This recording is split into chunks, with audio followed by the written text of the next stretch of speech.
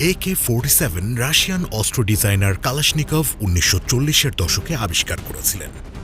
এটি বিশ্বের সবচেয়ে আইকনিক এবং বহুল ব্যবহৃত অ্যাসল্ট রাইফেল।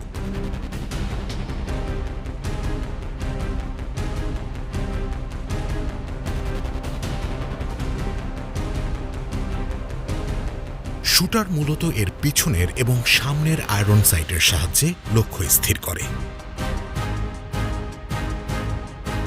এর পিছনের সাইট, যেটা সাইট লিফ নামে পরিচিত, সেটি মূলত 800 এবং 1000 মিটার এই দুই ধরনের রেঞ্জের হয়ে থাকে, কিন্তু এর ব্যবহারের পরিসীমা 300 এবং 400 মিটারের মধ্যে সর্বাধিক কার্যকর। এর স্ট্যান্ডার্ড ম্যাগাজিন সাধারণত 30 রাউন্ড ধারণ ক্ষমতা সম্পন্ন হয়ে থাকে এবং এর আকৃতি কিছুটা বাঁকানো, আর এই ম্যাগাজিন বের করার জন্য ম্যাগাজিন ক্যাচ ব্যবহার করা হয়।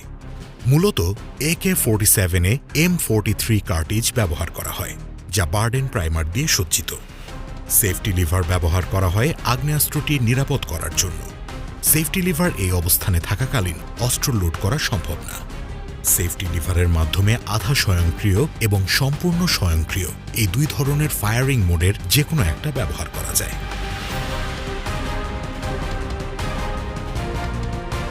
মাঝামাঝি অবস্থানে থাকাকালীন সেফটি লিভার ডিসকানেক্টরটিকে ব্লক করে দেয়।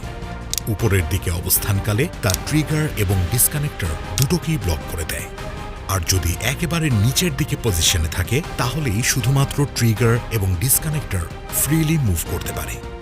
তখন ট্রিগার চাপার সাথে সাথে হ্যামার রিলিজ হয়ে যায়, আর হ্যামার সাথে সাথে ডিসকানেক্টরে আটকে যায়।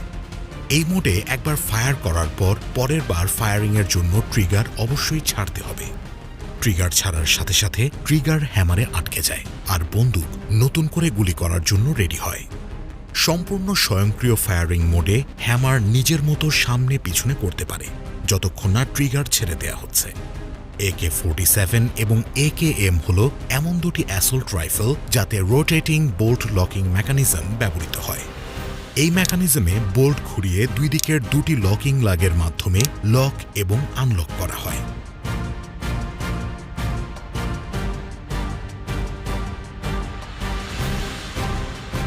ফায়ারিং পিন বোল্টের মধ্যে সামনে পিছনে স্লাইড করতে পারে।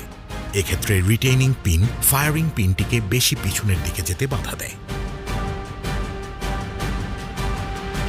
সামনের ট্রনিয়ন ব্যারেল এবং রিসিভারকে সংযুক্ত করে। এটির বোল্টস লকিং লাক্সের জন্য রিসেসেস আছে, আর এর কন্ট্যাক্ট পয়েন্টগুলো এখানে লাল রং দিয়ে মার্ক করা হয়েছে।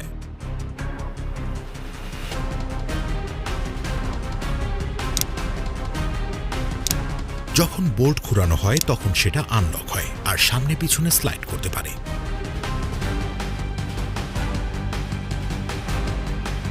বোল্টটি বোল্ট ক্যারিয়ারের নিচের দিকে ক্যাম গাইডের মাধ্যমে ঘোরে। এখানে যা লাল রঙের চিহ্ন দিয়ে বোঝানো হয়েছে।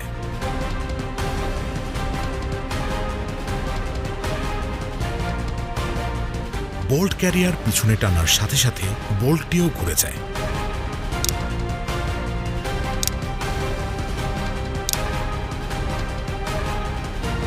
চলুন এখন দেখা যাক যে ট্রিগারে চাপ দিলে আসলে কি হয়। হ্যামার রিলিজ হয়ে যায় আর ফায়ারিং পিন কার্টিজের প্রাইমারে যেয়ে সজোরে বাড়ি মারে। সাথে সাথে প্রোপেল্যান্ট জ্বলে উঠে বিস্ফোরণের মাধ্যমে বুলেটে গতি সঞ্চারণ ঘটায়। এতে করে সৃষ্ট গ্যাসের চাপে গ্যাস পিস্টনটি পিছনের দিকে চলে যায়। তাই এই ধরনের রিলোডিংকে গ্যাস চালিত রিলোডিং বলা হয়। চলুন আরেকটাবার দেখা যাক।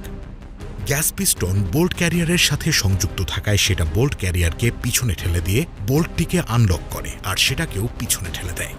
এরপর এক্সট্র্যাক্টরের সাহায্যে বোল্ট কেসটিকে লক করে এবং ইজেক্টরের মাধ্যমে বের করে দেয়।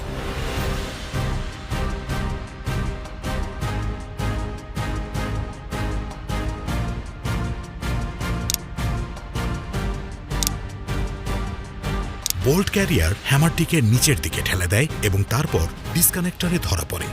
টান টান হয়ে থাকা রিকয়েল স্প্রিং বোল্ট ক্যারিয়ারকে সামনের দিকে পুনরায় ঠেলে দেয়, আর এভাবেই চেম্বারের নতুন কার্টিজ লোড হয়।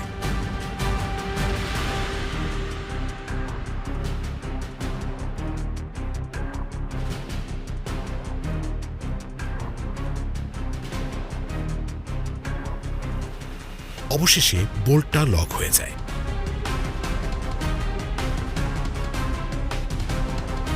ট্রিগার ছেড়ে দেওয়ার সাথে সাথে রাইফেলটি আবার গুলি চালানোর জন্য প্রস্তুত।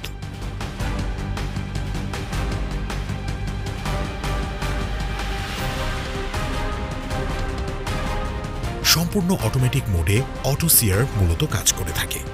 আর এই অটো সিয়ারের কাজ হলো হ্যামার ফায়ারিং পিনে বাড়ি মারার আগে ব্রিজ লক করে রাখা। বোল্ট ক্যারিয়ার সামনের দিকে যাবার সময় অটো সিয়ারকে ব্রিজ লকের থেকে সরিয়ে দেয়।